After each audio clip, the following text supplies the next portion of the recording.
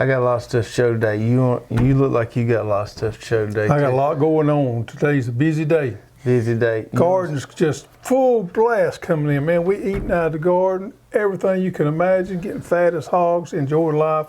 Life's good. Yeah, I'm at I don't say, I'm on a little bit of a slowdown right now, just about a week or two. But I'll have a lot more coming in. But I just gathered all my corn this weekend. Already got it mowed down. I got squash pulled up on one plot. Another plot is going to start making in a week or two. So I'm in a little bit of just take a deep breath, take a little break.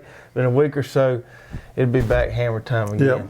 It's been nice, cool mornings. It's a beautiful time to live in Georgia. Man, it's good. My sweet potato plants are looking good. Everything's looking good. I don't think I lost a single one. Yep. How's your corn doing? Corn's doing good. I got a little sample here I'm going to show everybody. But first of all, what happened to our YouTube channel? Well, we actually finally hit 100,000 subscribers. I think it was last Saturday. I was actually at the house, had some friends over. We was doing a low country boil, and I had forgot about it. I had kind of figured it was going to happen that day, and I had forgot about it. And then my wife or one of my buddies told me later that night. And so, it took us, I don't remember how long we've been doing the YouTube hard, since probably about 2014 or 15. So it's taken us about 5 years to get there and plugging away. And we appreciate everybody's support, everybody that watches. Yeah, we got the best customers and supporters in the world. And me and you were having a conversation the other day about just this whole ride and talking about, of all the things we do as a part of this gardening tool business, doing this right here is probably the most fun thing, the thing we enjoy the most. Well, it is, and we was inspired from day one. Our whole goal in the business and our YouTube channel is to help people. And to help people to grow their own food and help people to garden that maybe want to and that did not come up in a family that had gardeners or had somebody to teach them and they having to learn it on their own. We want to be there for them and try to help them every step along the way to be successful. That's right. And so making content, we really enjoy that, helping people grow their own food and showing people what they can grow, showing people the varieties they can grow. I had a commenter the other day, he said, man, I really like the way y'all do things, because most seed companies, you just go on their website, you order a pack of seeds and that's it. But we kind of show it from start to finish, what it actually looks like. Give everybody a little proof in the pudding. Absolutely. And speaking of proof, let's show that. That's a fine looking ear. Well, a lot of people out there don't grow field corn. Yeah. And this is Hickory King. It's one of my favorites, field corn. Now I'm going to tell you, growing field corn is a little bit different from growing sweet corn. The tip up in here is always going to be a little bit tighter on a field corn than sweet corn, and it's not as prone to get worms in it as your. Did you spray yours any? I did not. You spray your sweet corn? I did not. Man, look there. I want you to look at that. This is Hickory King, which is a white field corn. Man, that's tight. Ain't that pretty? I've made a mess right here. Now, this is the way I like to eat it. Each to their own, but we like to silk it, get silks off it, shuck it, silk it. Then I put olive oil on it, and I put it on the grill, and I cook it on the grill. It's going to darken those up a little bit, get a little burn marks, grill marks on it. Then you slather it in butter, and man, that's some good stuff. I ate me a belly full of the other night. What called roasting ears. Roasting ears. And this is the difference between field corn and sweet corn. When sweet corn is over with, it's over with. You normally got about a week, 10 days window at the most on that. Same thing with this right here. In about 10 days, it's going to start getting too hard. But we can leave it on the stalk and let it naturally dry out. Then we can gather this and we can shell it. And we can make grits out of it.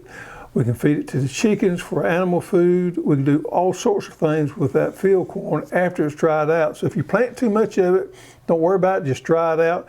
You got some good chicken feed, or you can make some grits and cornbread out of it. Now that right there appears to be a little past the milky stage there, I would say. That's perfect for me to eat on right there. Oh, really? Oh, yeah. So how long does it stay in the good eating stage before it gets too starchy? Oh, it'll be about 5 or 6 days, according to your weather. I'd say 5 or 6 days. Yeah. You had mentioned the other day that you thought I didn't leave my sweet corn out there long enough. But it was one of those deals where Saturday and this weekend I just had time. I just went ahead and got it. And that's the problem with corn. Now, corn's a great crop to grow, but as we've talked about before, it don't have much forgiveness to it. When it's ready, it's ready. And if its ideal time is on Wednesday to be picked, and you only got Saturdays, well, you guys got to pick it a few days before it's early enough, or either a couple of days after it's prime. So you got to do the best you can with corn. It's not like winter squash and beets and things like that that give you some time to work with. When it's ready, and you got to get it. Well, the good thing though about that triple sweet, like Avalon was, I didn't want to let it sit out there and heat any longer than it was. And I knew if I got it in the fridge, it would store for up to 10 days. So I figured even though it probably could filled out just a hair more, I think I was better getting it in somewhere cool. Miss Hoss was chomping at the bit to put some up. Yeah, what you got to do, sometimes. So we got to put up. Something else I want to show you here. So we've been talking about our fermenting a lot, and we had those fermented dill slices I did.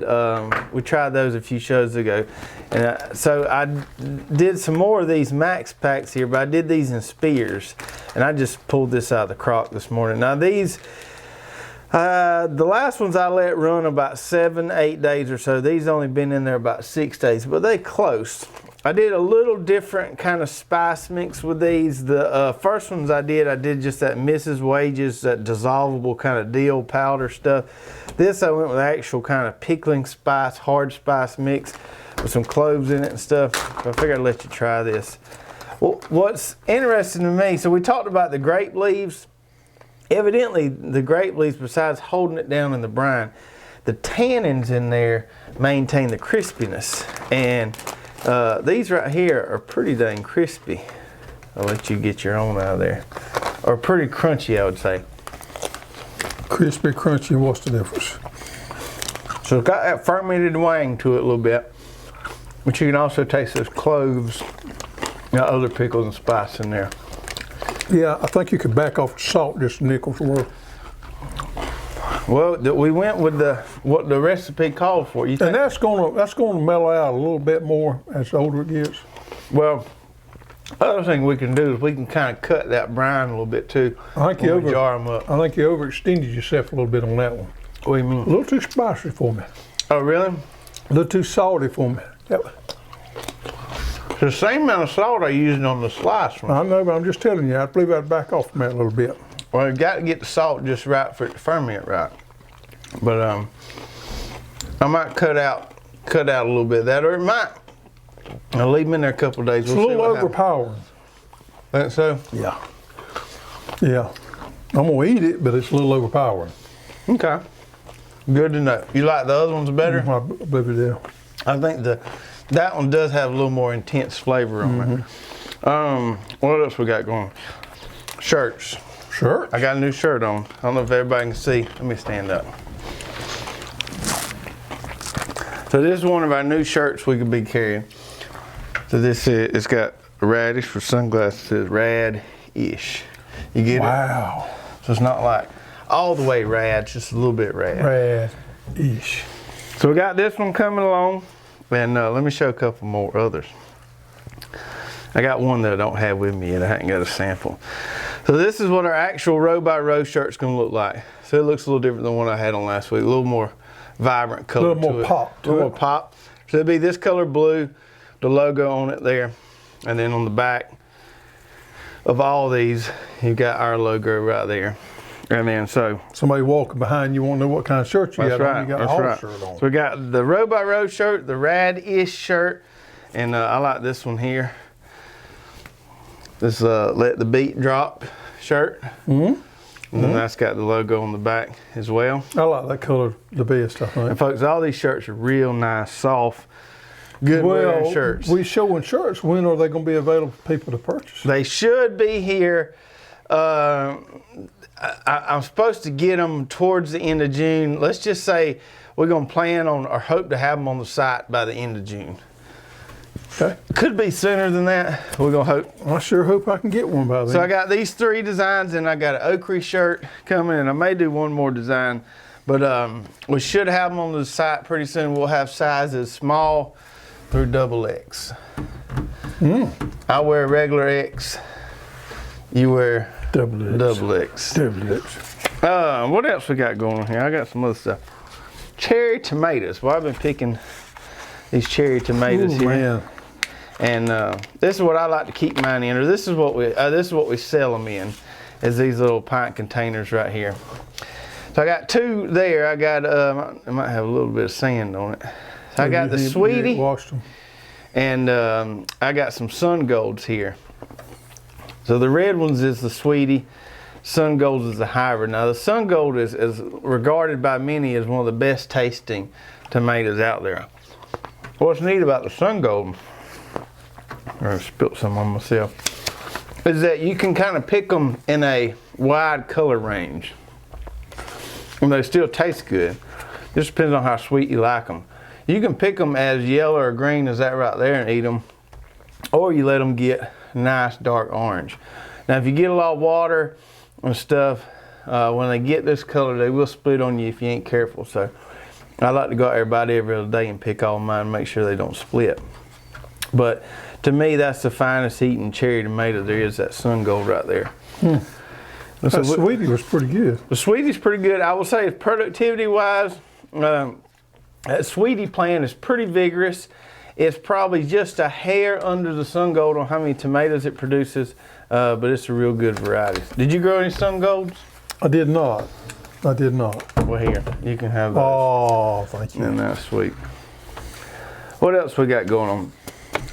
So everybody, especially this year where we run out of everything, we get a lot of emails, people asking, when you gonna get stuff back in? When's this gonna be back in stock? And a lot of times we don't have a clue.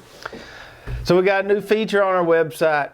If you go to a page, a product page, and something is out of stock, there'll be a little button down there that says receive restock notification or something like that. And you just click the box there, put your email in, and then whenever we put it back in stock, you'll get an email letting you know, and then you can order it. That's good for both of us because you're going to get that. It's automated, believe it or not.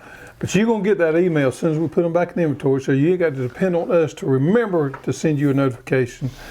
Plus, it helps us. We don't have to remember to send you a notification. So it's better on everybody's part. As soon as we put that inventory back in, it's going to trigger those emails. It's going to go out. Now, we're in decent shape on single and double wheel hose as we speak. However, we could very easily run out again, and we may. But we've got the supply chain up and chugging along now, and we expect to be in pretty good shape in about another month. We'll have inventory on singles and doubles is going to be hit and miss. We're going to have them in. We possibly can run out, and then we'll resupply. High arts is going to be next month. Garden cedars is going to be later this year. Right. So, and one more thing, since we just put this feature on the site, if you go to the site a lot, what happens is your browser or whatever will cache, which means it kind of stores the old version of the site. If you go on the site and you're looking for one of them restock notifications and it looks a little funny, just clear your history and your cache and then it'll look normal. Refresh. Hit that refresh button. Speaking of questions we get, I wanted to mention this because this is kind of funny to me. One of the most frequently asked questions we get, whether it be on Facebook or through email, or get a lot of YouTubers asking this, people that jump on our channel.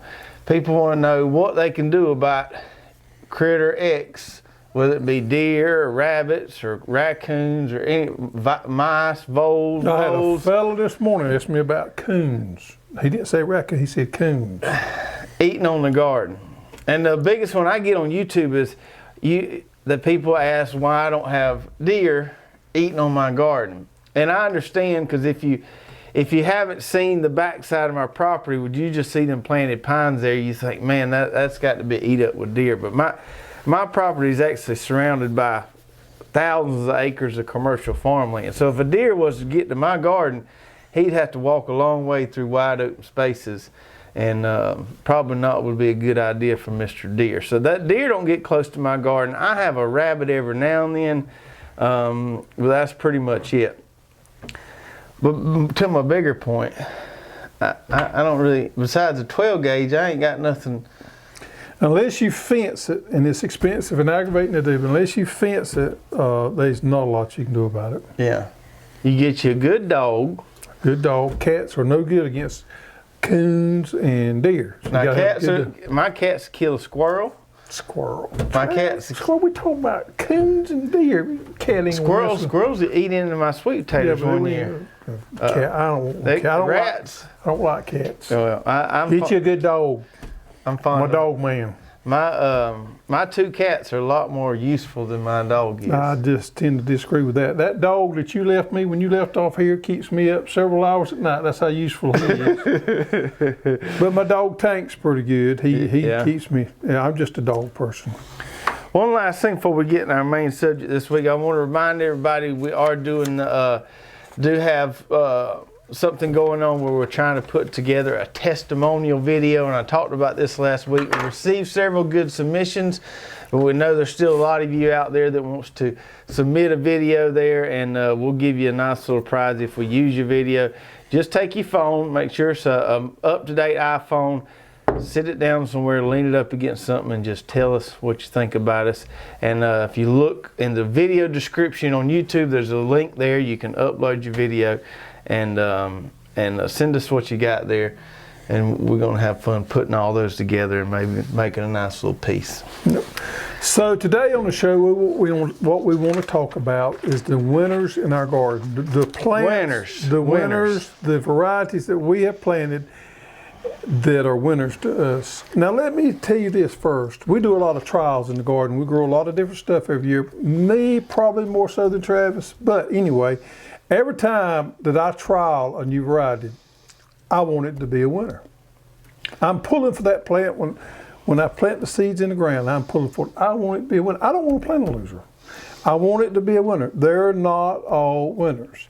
And I get a little down when I find one that's not a winner. And I got 2 on my list that I planted in my garden this year that are losers. And we're not going to talk about losers today. We're talking about winners. So what we have come up with is a list of winners that I have and a list of winners that Travis has and that you would plant again, because we're always trying something new in the garden. 2 reasons: we want to try things before we sell it, make sure we're telling you the right thing, and also we just like growing something new. The great thing about gardening is always trying something new and different that you may not tried before, that maybe opens your eyes to something other and say, you know what, I never did like beets as a kid, but I kind of like them now. Your taste buds change, your interests change. And man, there's all kind of unique things you can grow out there. And we've talked about loofah vines from sponges to all kind of hibiscus. Man, there's just worlds of things you can grow. Different varieties you can grow within a species. Man, we got a bunch of cantaloupe varieties. We got a bunch of cucumbers, a lot of squash. So it's interesting to grow those different type of varieties, see how they do in our area and see how they eat, and we'll pass that information on to you. Yeah, so it's like, look at it like this. So you at the horse race and you don't know much about horses, but you want to put some money on it, so you go ask the expert, you say, give me the winners. And that's what we're going to do today. We're going to give you the winners. Yep. So you want to start off first? I will, and okay. I'm going to start off first. I normally do my list got 6 winners. How many you got? I got 6 winners too. But okay. I normally start my list off and go down, and the last one's the best, but I'm going to reverse it today. The first one on my list is the biggest winner of the year. I didn't rank mine. I guess I didn't rank, but I did this one because this one just blew me away. Okay. Calendrium, make sure I'm saying calendula. This right. Calendrium Prince Mix, which is a flower that we've never grown before, but we grew it this year. I know Travis has grown it before, but we haven't. And I was absolutely blown away by how well it does. Now, this is a cool flower. It's classified as a cool flower, but I think of it more as a transitional flower. Has the heat got yours yet? Yeah, it has.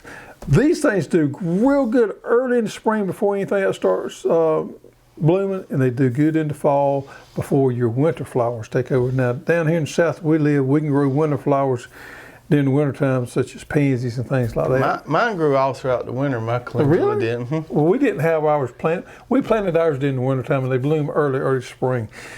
Now, they make a great, vibrant color. Some people call them Scotch marigolds. Scottish marigolds. Scottish marigolds. and they make a bloom similar to a big marigold to me. The plant does a lot better than marigolds do. Makes a big yellow bloom, stems are long, so they lend themselves well to cut flowers. Of course, pollinators love them. But what the You didn't bring a seed packet. I did not. But this is another great attribute of that plant. Salve. You can make salve out of it, so it has some medicinal purposes. And this right here is great for people that have minor skin irritations, or what do you call that when you have a breakout on Eczema. Yeah, eczema. Or if you have a rash or anything, you can make you a batch of this right here. So it has more than one reason for growing it. Besides cut flowers, you can make you some salve out of it. Did Miss Hoss made that? She did. So what's interesting, and this is kind of ironic. So me and my wife, we took some blooms and dried ours, and we made some salve with, I think we used almond oil. For ours, and she had told me this morning, I meant to grab it because I want to talk about it on the show. I had no idea you were going to talk about it. But anyway, she said our salve is ready. Evidently it takes a while to set up or something. Anyway, Solidify. She said it's ready, and I was like, oh, I'm going to grab that before I go out the door, and then I got hung up with something and I didn't. That smells good there. That cure what ails you right there. So that's my biggest winner. Are we going to alternate these, or I'm going to go straight through mine? No, I'll go one now. Okay, my winner, since I didn't rank these, but I just got 6 good winners here. My number one, my first winner that I'm going to mention is a summer squash. And this is one I planted first planting, and I planted some more of it. I got some more of it about ready to start flowering, and that is the Goldstar Crookneck. Now, I have last few years always been kind of a straight neck squash kind of fella. But this Goldstar Crookneck, and I've been hearing a lot of good things for customers, but for me, that's the best variety of yellow squash that I have grown, I believe, ever. Certainly the best variety this year. And productivity-wise, man, it just puts on and puts on and puts on. And nice, smooth fruits, hold well, seem to store well. That's my winner as far as summer squash goes. This next one's a little bit off the chain, too. So if you've been following our channel much, you know I've been experimenting with a good many perennial onions. It's kind of wicked looking. It is right wicked. there. This is what they look like when you get ready to harvest it. I harvested these about a week, 10 days ago. These are multiplying onions. So I've tried. Them the ones you got from the harvest, or ones the old boy from Florida sent us? Well, let me get there. Okay. Getting ahead of me just a little bit. So I've tried 3 different varieties this year, and this one is proved, now they all did well, but this one proved to do better than any of the rest of them. And this variety here is called a Guinea Onion, and this comes from the Wright family over in Alabama. The Guinea nest onion. Guinea nest onion. What's unusual about these things are you plant them in the fall, and then come Thanksgiving to Christmas, you got plenty of onions to eat, but you just pop you one off and you leave the whole thing there and they continue to multiply. Now you talking about a sustainable plant. This right here is 15 cloves on this. When I break these apart, I'll have 15 cloves, and you plant 1 clove per hill. That 1 clove I planted last year made 15 cloves. That's a 15% return on your money right there. No, 1,500%. 1,500%. That's good. So I got 15 cloves back to my 1. That's pretty good. Now these here, compared to like a sweet onion, they got a little more heat to them, don't they? They do have a little bit more heat, but they last a good bit longer too than the thick leaves is perennial. They taste a little more like a wild onion. You can eat these things on up into May. Look how big that clove is. Pretty good sized clove for these perennial onions. So did you cut those off? I did. Okay. So I pulled them out of the ground, threw them on the grass, let the sun hit them for a couple of days to cure them out. Then I took my little clippers and cut them off. Now I got them stored in a wire storage area off the ground, and where the air circulate beside direct sunlight. And I'll let these things dry some more, then I'll go through and bust all the cloves off, and we'll have those to plant next year. And I may have a few to sell, I'm not sure yet. So if you do sell them, you would sell them individually. So they'll be sold individually, or so many cloves? I will sell some enclosed, but they'll be broken apart. I'm not They'll be going to sell broken them. apart. I won't sell them as a cluster like that. You might sell 5 or 10 of them or so, something like that. Yeah. How long you by next year you ought to have pretty good seed stock. Should have. If you take all this. Well, you figure if I plant 1 acre, I'm going to have 15 acres next year. Right. That's the return you get off of it. Good. And they're supposed, they'll store all throughout the winter like that? When No, would be the you grow ideal? them during the winter time. I mean, ideal time would be turn around and plant these in November. September. September. Plant them a little bit earlier than you do your regular sweet onions. September, October. Huh. Maybe we can take a few extras that we can use for seed crop and give away on the show or That's something. what I was thinking, yeah. Maybe when that I would time really comes. like to get these. These have nearly gone extinct, and I've got several people that I know that grow them as well as us. They're the same persuasion we are. They'd like for them to bring them back and to make them more available. You know, back in the day, the neighbors always shared these things, but that is gone. Nobody's growing them anymore. But I can remember back when I was a kid, everybody had them on a plot. And nest onions, if they had a crop failure next year, they'd just get some more from their neighbor and get to go again. You never have to buy them again. Huh. That's definitely a winner, I'd say. Yep. I'd say it's a winner. My number 2 winner is going to be something we ate on the show last week and tried again. It's going to be this Avalon sweet corn. Now, if you remember back earlier this spring, we let all of our viewers decide which variety we were going to grow. Now, that temptress I got is looking pretty good so far, but we've already eaten some of this. Miss Hoss has creamed some of it, and it's just the best variety so far that I've seen as far as germination, growing fast.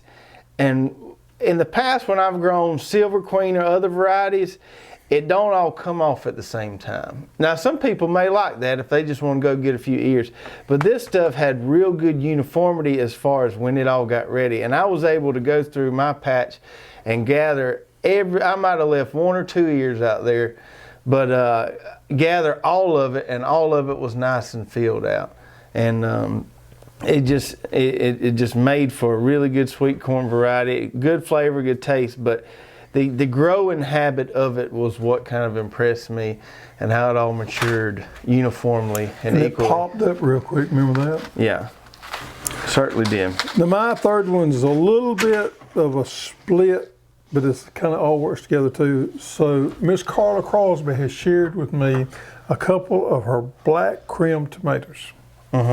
I didn't grow any black Cremes, I don't think. I got one I or two. had me a black Creme Mater sandwich about 11 o'clock last night as a little nightcap, and it was fine. I'm going to tell you, now I would not grow it as my primary crop because they can be hit or miss whether you make a good crop on them or not. They're a little bit harder to grow. But man, it is worthwhile to have you 2 or 3 hills of them just as a bonus. Because if those things make, whew, off the chain. I don't know what it is, but it's something about that dark red, greenish color to it. Just maybe it's just a mind thing to me, but they have got some of the most intense flavor. I was going to bring one before I eat it last night. No, Too late. too late. We'll say this about the black Creme. I know you got one more there. Yeah, the productivity isn't there for me. The flavor's out of this world. If I end up getting 7, 8 tomatoes off one plant, or off the 2 or 3 plants I planted, you know, that's a win. But it doesn't compare to productivity some of the others. But yeah, it does have a really nice flavor. It's a bonus tomato. It's a bonus tomato. You don't count on it to feed your family in hard times. So the black zebra cherry is my pick here, and I'll tell you the reason why. It has the same color that the black Creme does, so you know it's got to be good.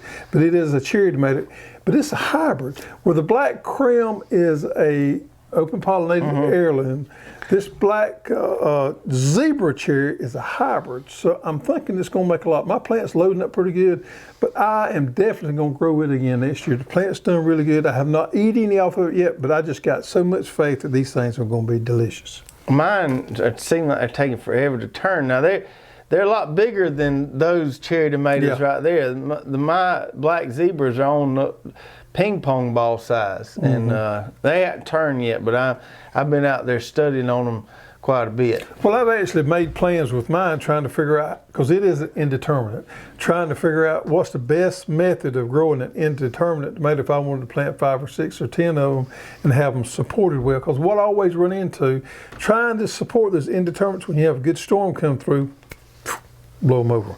That netting has worked pretty well. And that may be the route I have to go. We don't know yet. I've seen some other people on the Row by Row group, how they do things. I'm trying to get me some ideas the way I think I should. Yeah, there's a lot of people that's got a lot of good ideas. My thing is, I don't want something that's 8 foot tall, because I ain't going to get on no ladder and get up there and pick tomatoes. It's like my fig tree. I let the birds have those at the top. My number 3, and I ain't got a seed packet on this one because we are out. And everybody is going to keep asking when we get them back in, and I'm going to tell you it's going to be next spring.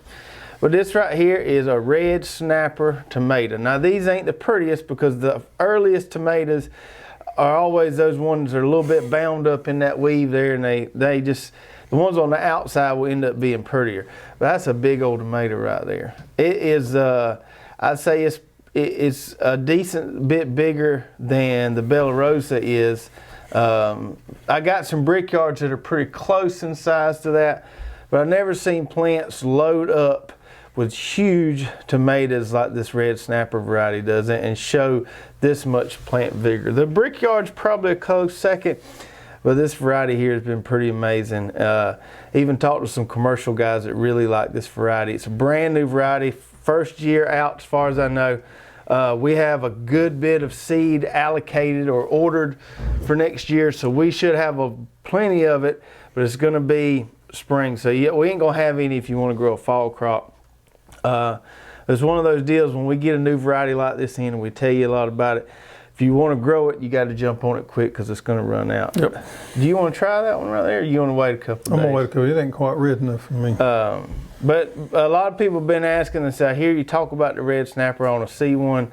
Those are my 2 most ready ones there, and I'm looking forward to trying them. Jason at Cog Hill said his are quite impressive too. I've not had the first tomato with blossom in rock. I always have 1 or 2 right in the beginning. I haven't had a lot. I had a worm or 2, but I've gotten rid of that. I'm starting to pick tomatoes about every day. I am too. My number 4 is a crop that you've heard us talk about a little bit. Now I call it the owl squash. AL. AL, because I have trouble with the long name of it is, which is Algonquin, which I'm pretty sure is a Native American tribe. Algonquin. Algonquin? Mm-hmm. Okay. That's close enough. That's close. That's better than you've done on other words. But it is. This baby right here, the jury's still out a little bit, but I'm going to tell you what I do know about it. This is a highly productive winter squash. Man, it loads up, which I really like. Another nice tough rind on it. Yeah, another thing too, it's got a real close vine. It's not a vining vine, but it has to make a compact vine, which lends itself well to people that don't have a lot of area, garden area. They can grow these. Some of our other cucumbers, such as that butternut I'm going to talk about in a minute, will take over the world. And Cherokee tans, you just got to have a lot of room if you're going to grow these. These, I was really amazed at how small of an area it took, and man, they just got worlds of This pretty much the average size? Yeah, they some a good bit bigger and some maybe a little bit smaller. That's a good size when I felt. Now, and we went into this whole deal completely blind. The lady that sent us these was up in Washington State, and we had to email her several times just asking, hey, what we need to do. I asked her when we need to harvest them, and she said when the belly on them gets some orange on them or orange on them like that right there. It feels, the stem looks good. It looks like it was harvested at the right time. Yeah, this is good. And one more notation on this right here. I'm going to have a list of them when we get through growing them for the season, so I can really explain to you well. But this particular squash has a good bit shorter growing season than other winter squash I've grown before. Now, well, that is a C. pepo now, and that has a lot to do with it. Well, I was wondering if it came from Washington State, coming from a cold climate. Did it mutate toward a lower growing season? I think it's because it's more of a pepo species. It probably grows out quicker than some of the... These actually grew out quicker than my watermelons did, planted at the same time. So it would lend itself well to a northern climate, was the point I was trying to make. People Right. up north could grow this right here easy. Smaller and get window. it in. Yeah. We've yet to see what the taste test is. You know, the lady we got them from says they store really well, which is a plus because we love to store our winter squash, and being able to store them and hold them over till wintertime is a plus. I'm really interested to see what they taste like. See what sugar content in them is. We got a soup recipe we're going to try. Yep. And if they taste good, we're going to cut them all up and harvest. We should have Now, had plenty of seeds. If shouldn't they don't taste good, we ain't gonna grow them more because they ain't used to growing something that don't taste good. But I got high hopes for this one right here. Definitely Owl winter. squash. Owl squash winter. Now, when we do carry these on the site, I will call them by the full name of Algonquin squash. But Owl squash. for your sake, we'll let you get by with owl squash. My number 4, you mentioned a flower earlier, and I'm going to go with this one here. I've got some of this growing, and I actually seen it Saturday or Sunday, excuse me. did a little video on doing these little short videos on Instagram. Did one talking about this, whether we should leave it or not. I wasn't sure that these guys would make it through the heat, but everybody said that they'll grow on up to the frost. This is our Marigold Sparky Mix. So the calendula you talked about earlier is a Scottish Marigold. This is a French Marigold. And these are supposed to have some really good natural pest deterrent properties. And I've got some collards planted beside it where I really haven't had to spray with anything. So I would have to say it works pretty good. I planted these from transplants. They do real good from transplants. I would say if you're going to transplant them, plant them thick, plant them on double row, and you'll just get this kind of big, one continual, big bushy row of them. I haven't done anything with them but water them. Really, now the blooms are a lot smaller than the calendula. Blooms on these are about quarter to half dollar size. But as far as just thick ground cover, someone asked me, could you grow them as a cover crop? I think you could. They would make an awesome cover crop. I would transplant them, but go out there and plant them thick. It just makes really good ground cover. I would disagree with you on one thing. What? They do not repel the pest. You don't think so? No, that's a different species. And where this all came from is a organic compound called pyrethrin that extracted from a marigold that we use as an organic pesticide. Pyrethrin, I thought, was extracted from chrysanthemums. Oh, I thought it was marigold. It is chrysanthemum, but anyhow, it's a different species than what we can grow here as far as chrysanthemums. And they Well, you talking about chrysanthemums and we talking about marigolds. Well, I still don't think the marigolds. I've had marigolds out before, and I can't tell any difference. I've been able to tell a big difference with this. I did a test with those, calendula, and with these, and Worms or flying insects? anything. My evidence has been pretty overwhelming. Wow. Oh. So I would I've not seen, we planted marigolds for years and I hadn't seen I would difference. shoot you back down on that. Would you? Yeah. I got evidence to back it up. All right. Market More cucumber is my next one. Yeah. Let me tell you something about the Market More cucumber. I grew it on a trellis for the first time, and that thing has been a winner, and there's a reason why. I grew about 30 foot on a trellis. Now, unless you got a huge family or you in the pickle business, you need to be careful about how many Market More cucumbers you plant because we have got bunches and bunches and bunches. There's nothing for us to go out and pick a 5-gallon bucket full off of that 30 foot. Mm-hmm. But the Market More lends itself to being over a longer period of time. Some of the cucumbers, when they come in, they put on the fruit all at one time, and you have a shorter window to get them out there. The Market More seems to stretch it out more, and it makes it more beneficial so you can have cucumbers over a longer period of time off of that same crop. Okay. Which really is good for us because we have a hard time using a 5-gallon bucket full every other day. Long harvest window. If a family of 4, I'm convinced of this, a family of 4 needs no more than 16 foot of cucumbers. You get one of them 16-foot long Hortonova trellises. That's all you need, unless you want to get in the pickle business. Now, if you want to get in the pickle business, we got you fixed up. That is a good one. It's also a heavy producer, which is really good. I mean, it puts it on there, and the fruit of it seems to be very consistent in size. I've noticed that about it.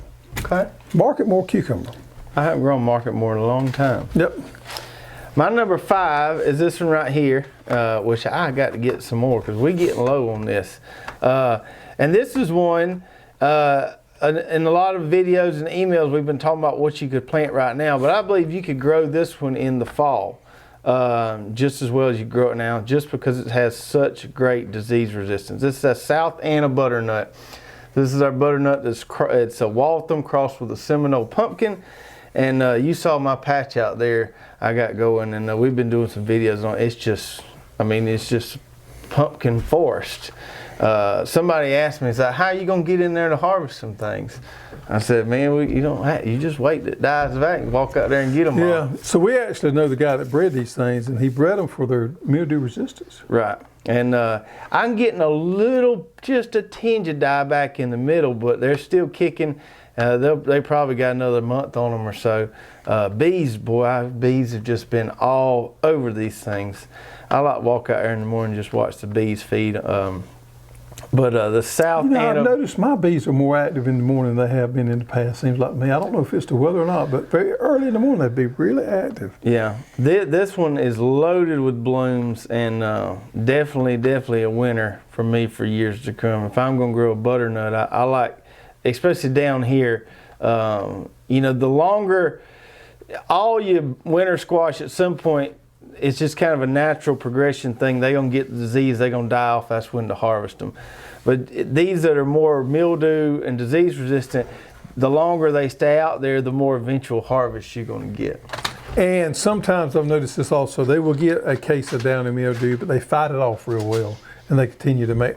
Now, it doesn't make them, whether you don't get it, it just makes them more tolerant of it, and they still continue to survive and produce. My last one is Gold Light Sunflower. Is that a pro cut? This is a pro cut. Well, you know how we can tell? We can see if there's any pollen on there. It doesn't look like there is.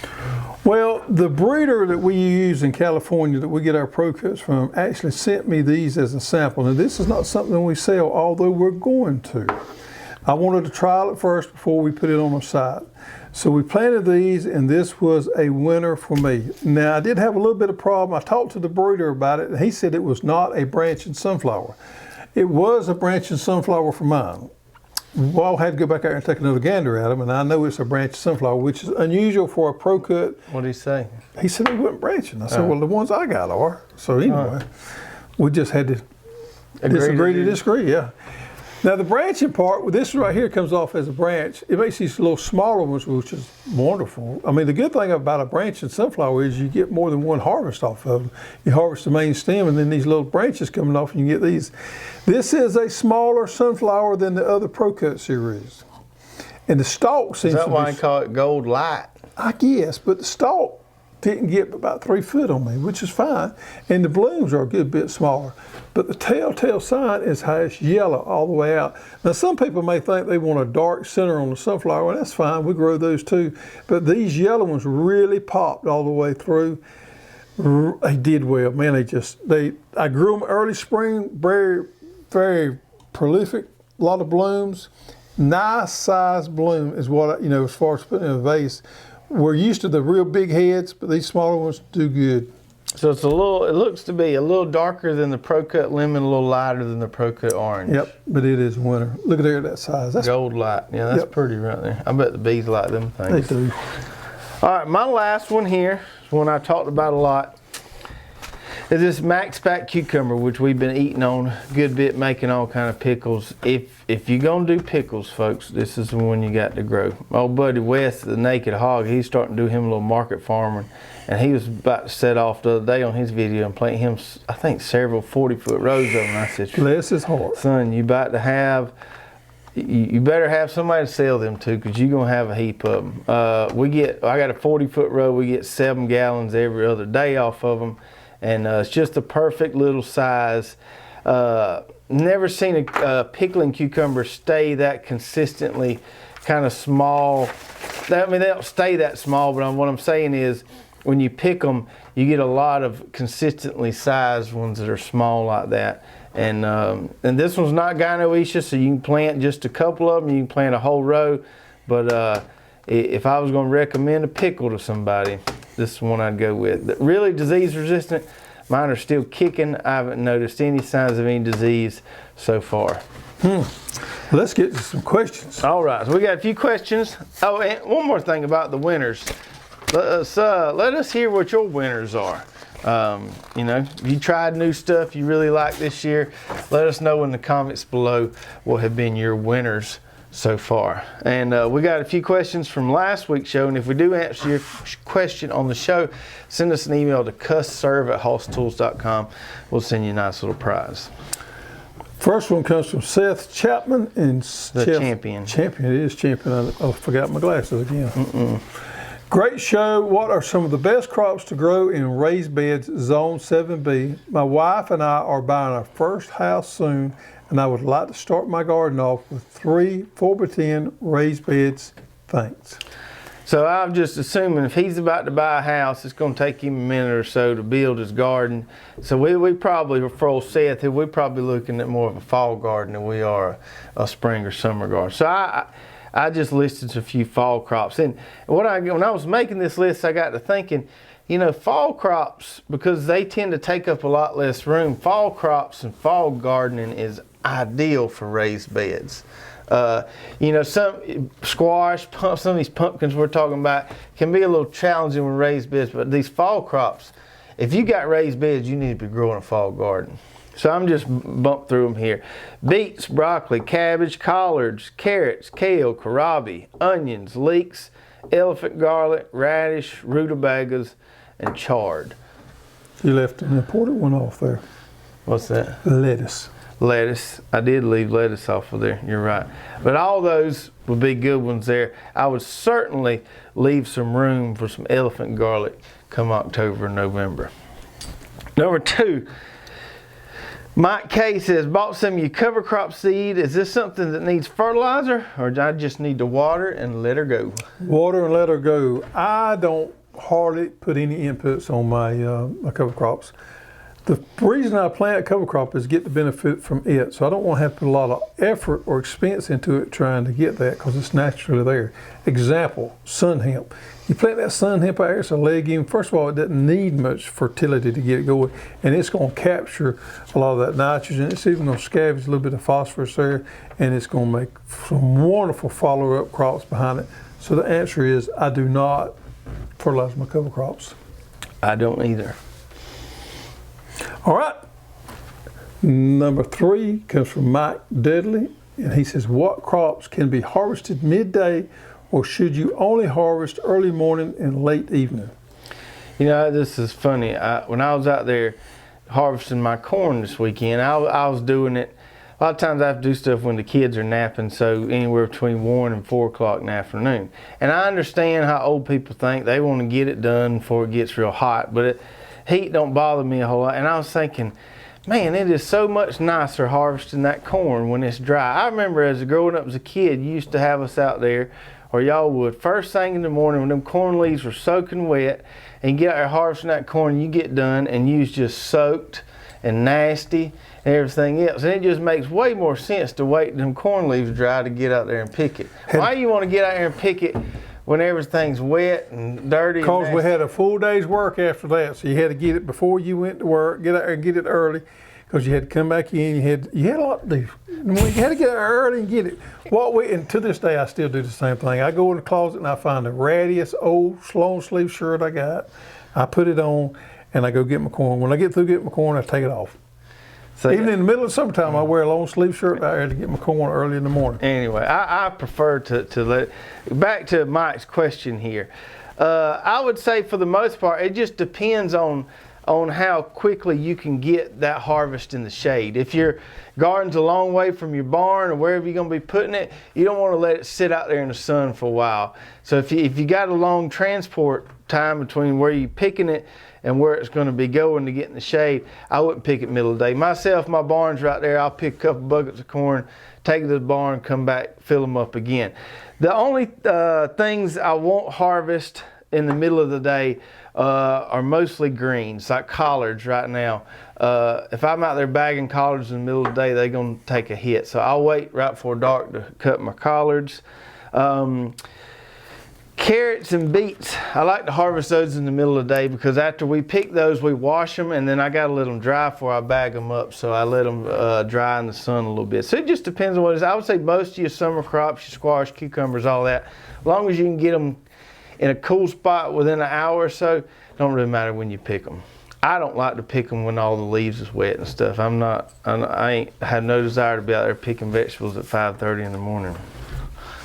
I, on the other hand, prefer early in the morning and late in the afternoon because it's cooler on my old tired body. Yeah, I hear you. Number 4 is from Gerhard Bratz. Maybe it's Bratz. Says, I just got a quart of microbrews yesterday. Have no idea how to use it for individual veggies in my small backyard garden. You got any advice? I do not have a watering system, just a hose. Just a hose. This microboost is some of the easiest stuff you can apply because you can't hardly mess it up. This is the deal. If you're putting it in a sprayer and you're doing a foliar spray, you want to use 2 ounces per gallon. Normally speaking, when you see per thousand rates with a backpack or a handheld sprayer, you're going to put out 1 gallon per 1,000 square feet, and our rate on this stuff is 2 ounces per 1,000. So 2 ounces per gallon is going to be perfect for foliar spray. Now, if you've watched some of our videos, you know sometimes I'm a little out to take the end off my sprayer and do a soil drench on some things that may be pepping up just a little bit. Then you could bump it up a little bit to 4 ounces per gallon, and you can soil drench it right there. But either way, you're not going to burn the plant, you're not going to hurt the plant. So 2 ounces per gallon normally, up to 4 ounces on soil drench. Feel good about using it. Yeah. Don't take a whole lot, you don't want to waste it. Nope. You ain't going to burn anything with it. No. We got 2 more. You got to flip your page. Oh, I did. Here I am. Uh-oh, I'm going to get caught off guard. Uh-oh. Great tips in this video. Wish y'all guys would have posted this 2 weeks ago. I tried 100 Georgia Jets, first time growing sweet potatoes.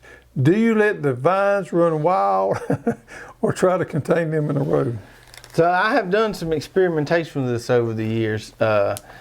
As far as keeping the vines cut, one year I did like a 4 or 5 foot row space, and I tried tilling one lane between them to kind of keep each row in its own space. And last year I didn't do anything. I let them run all over the plot, and then I just used my lawnmower to keep them from not going past the plot.